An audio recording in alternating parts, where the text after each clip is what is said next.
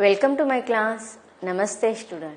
बच्चों, आज हम कक्षा 8वीं की पूरक पाठ्य पुस्तक भारत की खोज का अध्ययन करने जा रहे हैं और भारत की खोज इस पाठ्य पुस्तक का हम चैप्टर नंबर 4 पढ़ रहे हैं, जिसका शीर्षक है युगों का दौर। युगों का दौर इस पाठ का यह सेशन नंबर 9वां है। इसके पहले भागों में हमने पाठ में बहुत सारे टॉपिक को पढ़ा, जिसमें जैसे कि ये पाठ बहुत बड़ा है, लेखक ने अलग अलग मुद्दों को अलग अलग टाइटल देकर समझाने की कोशिश की है। सबसे पहले हमने देखा था कि अलग अलग साम्राज्य, मौर्य साम्राज्य के बाद अलग अलग साम्राज्यों का हमने वर्णन पढ़ा कि कौन से शासक ने उस समय राज्य किया था और उस समय के शासकों की तथा उस समय की समाज राजनीतिक स्थिति कैसी थी, यह हमने पढ़ा। उसके बाद हमने पढ़ा था रंगमंच के बारे में कि भले ही हर साम्राज्य में किसी न किसी कला को हमने देखा है कि हर कला का वहाँ विकास हो रहा था, जबकि राज दरबार में बहुत से राजाओं ने कलाकारों को राजाश्रय दिया था।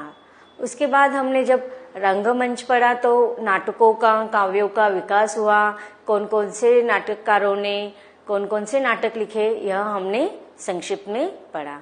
उसके बाद हमने पढ़ा था कि उस समय की सबसे महत्वपूर्ण और सब भाषाओं की जननी मानने वाली जो भाषा थी संस्कृत, उसका विकास किस प्रकार हुआ और किस प्रकार वह अन्य भाषाओं से भी बहुत प्रिय भाषा मानी जाती थी। इसके पीछे क्या कारण था, यह सब हमने इसके पहले भागों में पढ़ा। अब आगे लेखक हमें कौन सा वर्णन बताते हैं, यह पढ़ते हैं इस भाग में।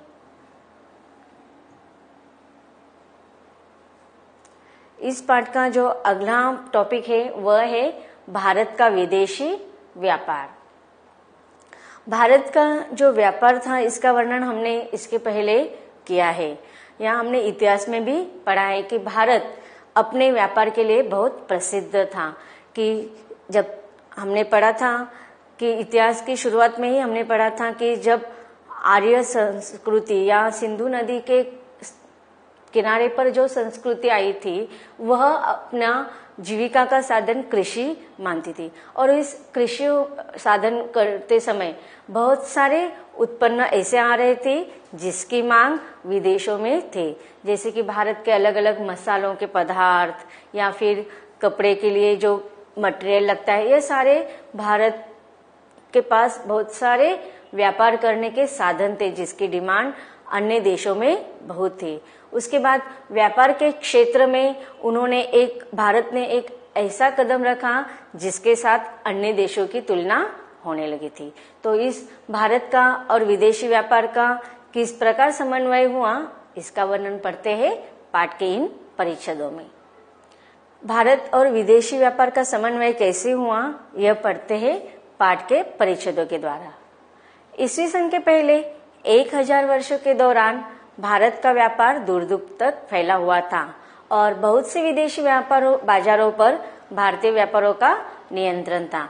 कि देखो, धीरे धीरे भारत ने अपने व्यापार के क्षेत्र में एक अलग तरह का विकास किया था और इसका जो व्यापार का क्षेत्र था वह बहुत सारे विदेशों में फैला हुआ था और इस प्रकार भारतीय जो व्यापारी थे, इन्होंने पूरे आजू बाजू के जितने भी विदेशी थे, विदेशों के व्यापार के क्षेत्र में एक अच्छी तरह से विकास करके नियंत्रण रखा था। पूर्वी समुद्र के देशों में तो उनका प्रभुत्व था ही। तो जो भारतीय व्यापार करने वाले जो लोग थे, उनका पूर्वी समुद्र के जितने भी आजू बाजू के देश थे उन पर उनका वर्चस्व था ही, लेकिन उसके साथ साथ भूमध्य सागर तक उनका व्यापार का क्षेत्र फैला हुआ था। जैसे कि हमने पढ़ा है कि जो व्यापार करने का जो मार्ग चुना गया था वह समुद्र मार्ग से किया जाता था कि उस समय अन्य देशों के साथ व्यापार करने के लिए समुद्र मार्ग का प्रयोग किया जाता था। तो इस प्रकार पूर्वी समुद्र से लेकर भूमध्य सागर तक भारतीय व्यापार फैल चुका था। भारत में बहुत प्राचीन काल से कपड़े का उद्योग बहुत विकसित हो चुका था। तो देखो उस समय बहुत सारे ऐसे माल थे भारत के पास जो व्यापार के दृष्टिकोण से अन्य देशों से उसकी डिमांड मांग रहती थी। तो जैसे कि हमने पढ़ा है कि मसाले के जो अलग अलग पदार्थ थे उसका डिमांड पहले से ही अन्य देशों के द्वारा भारत से मंगवाया जाता था। उसी तरह कपड़े का भी व्यापार के दृष्टि से बहुत विकास हुआ था कि उस समय कपड़ों का उद्योग बहुत ही अन्य देशों से मांग हो रही थी। भारतीय कपड़ा दूर दूर के देशों में जाता था। रेशमी कपड़ा भी यहाँ काफी समय से बनता रहा है, लेकिन वह शायद उतना अच्छा नहीं था जितना चीनी रेशम, जिसका आयात यहाँ ईस्वीसन पूर्व 4वीं शताब्दी से किया जाता था। भारतीय रेशम उद्योग ने बाद में विकास किया, लेकिन बहुत नहीं। कि देखो कपड़े का उद्योग तो बहुत विकसित हो चुका था, लेकिन उसमें कपड़े के उद्योग में बहुत सारे कपड़ों के जो प्रकार थे उसमें रेशम उद्योग के लिए अधिकतर से भारत के अपेक्षा चीन का जो रेशम का कपड़ा था उसको बहुत डिमांड था। लेकिन फिर भी रेशम उद्योग में भले ही भारत ने विकास नहीं किया था, लेकिन कपड़े के उद्योग में जो अन्य कपड़े के प्रकार होते थे उन प्रकारों को अन्य देशों में बहुत मांग थी। फिर कपड़े को रंगने की कला में उल्लेखनीय प्रगति हुई। तो कपड़े उद्योग के क्षेत्र में जब भारत विकसित करने लगा तो उन्होंने कपड़े को अलग अलग रंगों से रंगने की कला ढूंढ निकाली, और यह कपड़ों को अलग अलग रंग तैयार करने की जो कला है यह हमारे पूर्वजों की देन है कि यहाँ पर कुछ नेचुरल रंगों के द्वारा या कुछ उस पर रसायन के द्वारा प्रक्रिया कर कर अलग तरह के रंग बनाए जाते थे, और ऐसे रंगीन कपड़ों की डिमांड अन्य देशों में बहुत थी। कपड़े को रंगने की कला में उल्लेखनीय प्रगति हुई और पक्के रंग तैयार करने के खास तरीके खोज निकाले गए। इनमें से एक नील का रंग था जिसे अंग्रेजी में इंडिगो कहते हैं। कि देखो कपड़ों को रंग तैयार करने के बहुत सारे भारतीय तरीके अपनाए गए। इसमें से एक नील रंग जो था उसको बहुत डिमांड था और वह उसे इंडिगो नाम से जाना जाता है, और यह जो शब्द है इंडिगो यह इंडिया इससे बना है, और आगे चलकर फिर अंग्रेजी में यूनान के माध्यम से वह इंडिगो इस नाम से जाने लगा।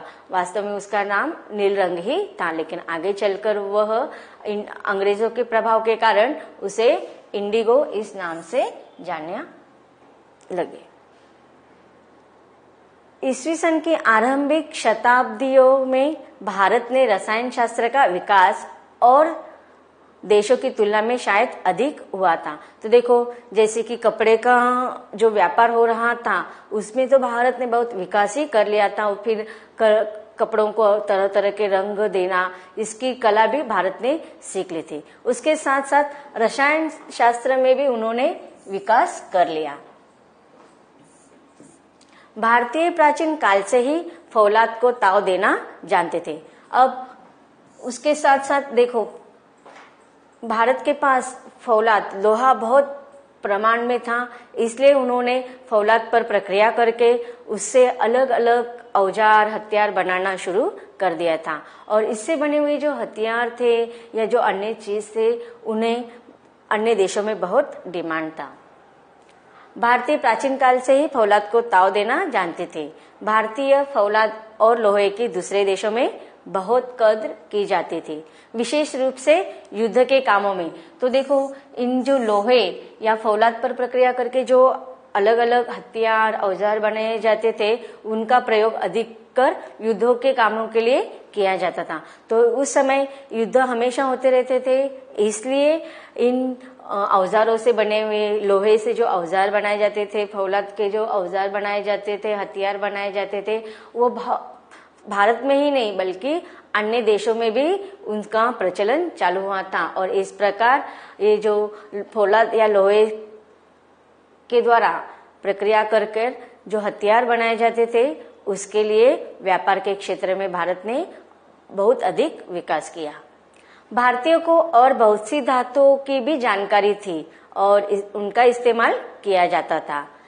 औषधियों के लिए धातुओं के मिश्रण तैयार किए जाते थे। तो देखो, जैसे कि रसायन शास्त्र का उनको ज्ञान था, तो उन्होंने आगे चलकर फिर औषधियों के उद्योग में भी विकास किया कि औषधियों को अलग अलग धातुओं के मिश्रण तैयार किए जाते थे, जैसे कि आसव और भस्म।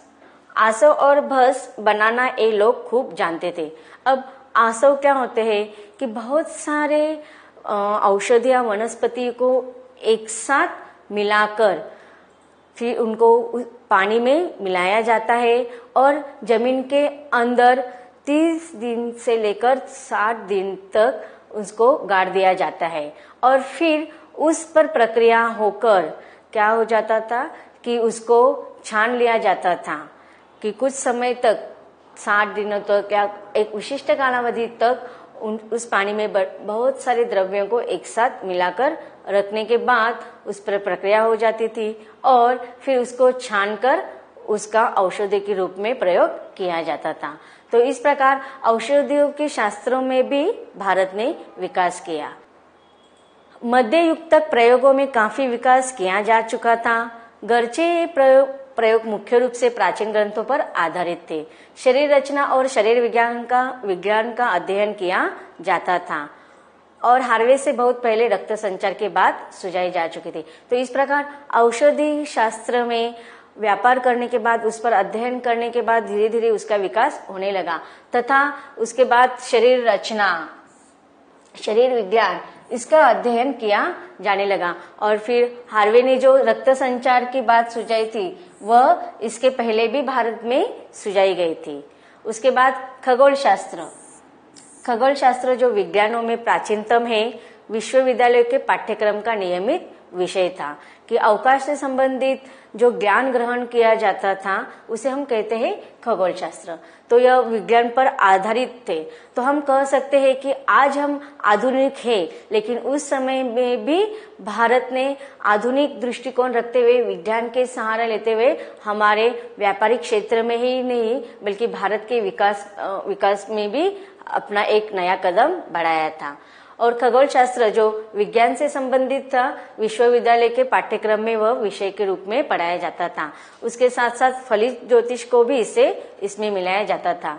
एक निश्चित पंचांग भी तैयार किया जाता था कि देखो, इस पर आधारित कि पंचांग में क्या होता है, हम क्यों उसका प्रयोग करते हैं कि दिनांक देखने के लिए, समय देखने के लिए, अलग अलग तिथियों का हमें ज्ञान होने के लिए हम पंचांग का उपयोग करते हैं। तो उस समय ये जो अवकाश शास्त्र था, उसका ज्ञान, ग्रहों का ज्ञान, फिर विज्ञान पर आधारित ऐसे पंचांग उस समय में भी तैयार किए जाते थे और उसका उपयोग किए जाते थे। एक निश्चित पंचांग भी तैयार किया गया था जो अब भी प्रचलित है। जो लोग समुद्री यात्रा पर निकलते थे उनके लिए खगोल शास्त्र का ज्ञान व्यावहारिक दृष्टि से बहुत सहायक होता था। अब समुद्री यात्रा पर जाने के लिए ये पंचांग का या खगोल शास्त्र का उपयोग क्यों होता जाता था, क्योंकि समुद्र का वातावरण कैसा है, अगर हमें उस समय निकलना है तो वह प्रवास करने के लिए उस समय का समय अनुकूल है या नहीं, इसके लिए इस पंचांग का, खगोल शास्त्र का उपयोग किया जाता था। या फिर दिशा दर्शाने के लिए कि निश्चित दिशा में उनका जो प्रवास है वो हो रहा है या नहीं, इसके लिए इन सारे आधुनिक वैज्ञानिक शास्त्रों का उस समय भी प्रयोग किया जाता था। यह कहना कठिन है कि उस समय तक यंत्रों ने कितनी प्रगति की थी, लेकिन जहाज बनाने का उद्योग खूब चलता था। तो देखो आगे फिर यहाँ पर लेखक ने जहाज के व्यवसाय के बारे में भी बताया कि जहाजों का उद्योग भी उस समय भारत में बहुत जोर जार से विकसित हो रहा था। इसके अलावा विशेष रूप से युद्ध में काम आने वाले तरह तरह के मशीनों के भी हवाले उस समय मिलते हैं। ऐसा प्रतीत होता है कि उस समय भारत औजारों के निर्माण एवं प्रयोग में तथा रसायन शास्त्र तथा धातु शास्त्र संबंधी जानकारी में भी किसी देश से पीछे नहीं था। कि जो हमने अब तक की इस परिषदों में पढ़ा, तो इससे हमें क्या ज्ञात होता है कि औजारों के निर्माण में, फिर वस्त्र उद्योग में, फिर जहाजों के व्यापार में तथा अलग अलग रसायन शास्त्रों का उपयोग करके औषधियों की निर्मित करना, धातु शास्त्र का, यह सारी जानकारी उस समय देश में प्रचलित थी और इस प्रकार वह अन्य देश से किसी भी प्रकार से व्यापारिक दृष्टि से पीछे नहीं था। और यही कारण है कि सदियों तक वह विदेशी मंडियों को अपने वश में रख सका। इसीलिए भारत ने जो व्यापारिक क्षेत्र में कदम बढ़ाया था तो अन्य देशों की जो बाजार पेट थी, व्यापार का जो क्षेत्र था, उन्हें अपने काबू में भारत ने करके रखा था। तो बच्चों देखते हैं कठिन शब्दों का अर्थ।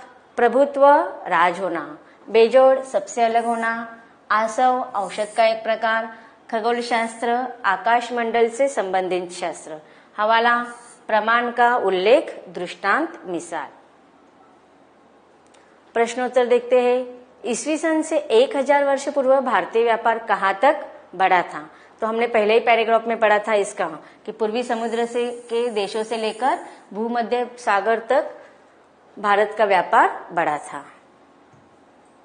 आगे का प्रश्न है, चिकित्सा के क्षेत्र में भारत ने क्या विशेषताएं हासिल की?